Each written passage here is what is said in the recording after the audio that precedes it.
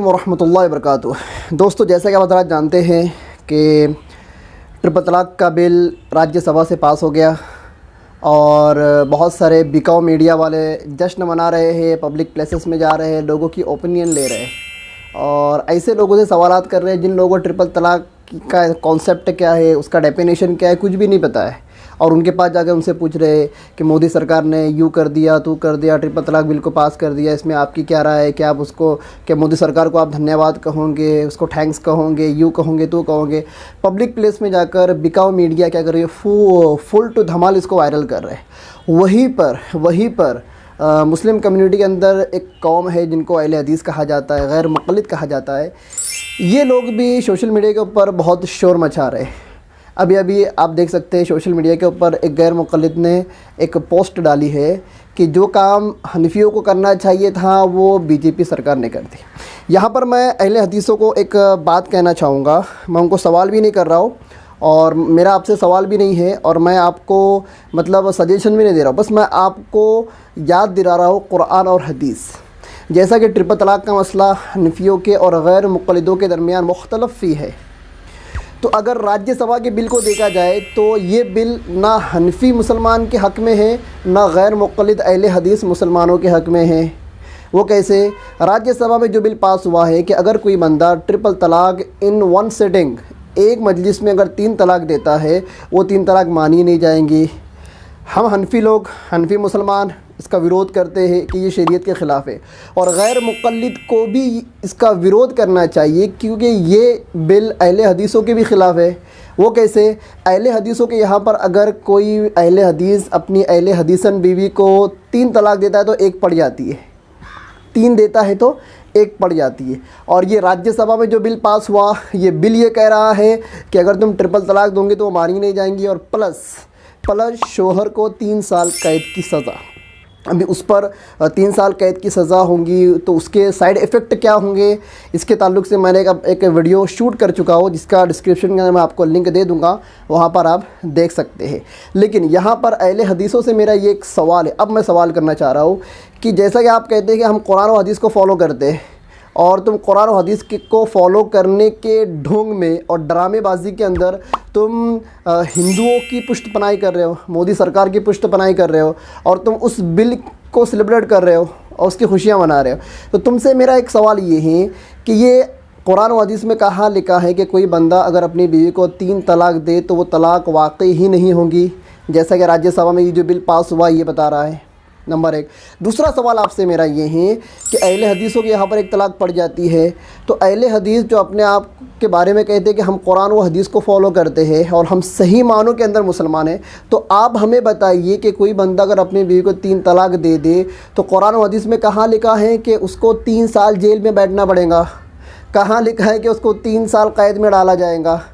اور آپ یہاں سے نہیں، یہاں سے لے کے تو صحابہ اکرام کے زمانے تک جتنے بھی ہمارے فقہاء و محدثین آئے ہیں، کسی ایک ہی عبارت سے ہم کو یہ بتا دے کہ کوئی بندہ اگر 3 طلاق دے تو طلاق بھی واقع نہیں ہوں گی اور وہ بندے کو 3 سال کی سزا دی جائیں گی یا قید میں ڈال دیا جائے گا، قید خانے میں ڈال دیا جائے گا۔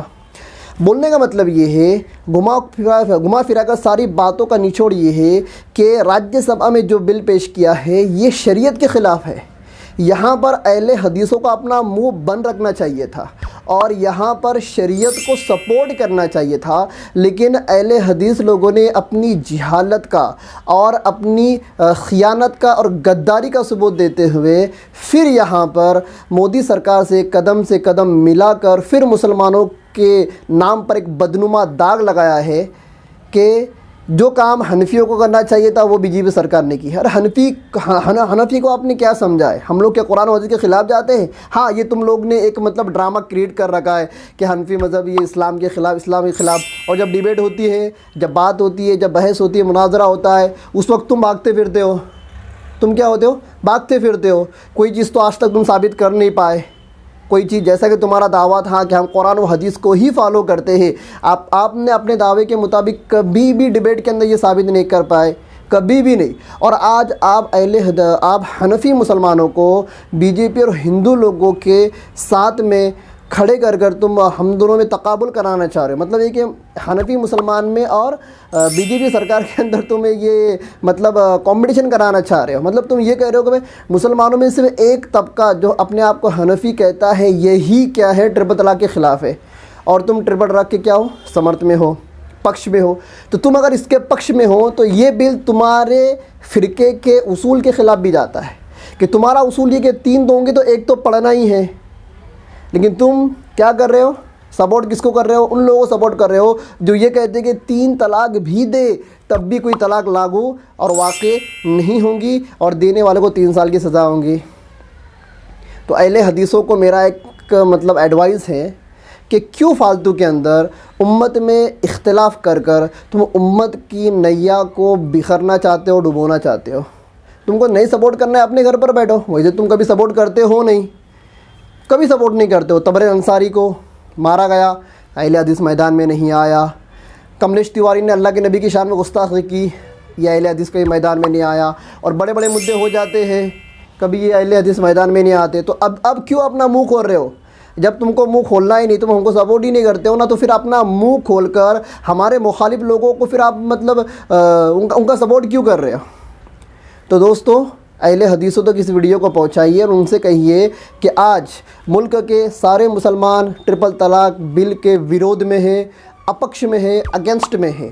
تم کو اگر یہ بل پسند ہے تو تم اس کو اپنے گھر میں لاگو کرو, لیکن اللہ کے لیے اپنا منہ بند رکھو اور ہمیں تم کو ایکسپوز کرنے پر مجبور مت کرو. جہاں پر ہم اس بل کو ایکسپوز کر رہے ہیں, ہم اس انڈیا کے اور ہندوستان کے مسلمان اس بل کو ایکسپوز کر رہے ہیں, وہاں پر کہیں ایسا نہ ہو جائے کہ ہمیں تم کو ایکسپوز کرنا پڑے. اور تم کو اگر تم کو اللہ نے عقل دی تو ٹھنڈے دماغ سے ذرا سوچئے کہ یہ بل تمہارے اصول کے خلاف بھی جا رہا ہے. جب یہ بل تمہارے اصول کے خلاف جا رہا ہے تو پھر تم اپنی زبان کھول کر بی جے پی کی پشت پناہی کیوں کر رہے ہو؟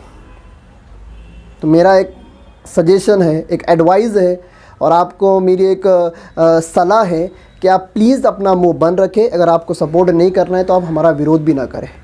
یہ ہندوستان ہمارا ہے, یہ شریعت ہماری ہے. ہم ہمارے حساب سے ہماری شریعت پر مداخلت کرنے والوں کو ہم چیلنج کر رہے ہیں, ان کو ایکسپوز کر رہے ہیں, اور انشاءاللہ مرتے دم تک کرتے رہیں گے. اور ایک بات آپ سن لیجئے, ہم اہل سنت والجماعت والے جو مسلمان ہیں یہ کبھی بھی شریعت سے سمجھوتا نہیں کر سکتے. ہماری شریعت کے اندر کوئی غیر مقلد کے نام سے اگر کوئی کمی کرے گا یا غیر مقلدیت کے نام سے اگر ہمارے شریعت کی شبیہ کو بگاڑے گا, آج تک ہم نے اس کو برداشت نہیں کیا اور کبھی برداشت نہیں کرے. اور اگر کوئی ہندو بھگوا پارٹی والا بھی ہماری شریعت میں مداخلت کرنے کی گھناؤنی سازش اور حرکت کرتا ہے, ہم اس کو بھی برداشت نہیں کریں گے. آپ کو ہمارا سپورٹ کرنا ہے, سپورٹ کریں. سپورٹ نہیں کر سکتے, اپنا منہ بند رکھیں.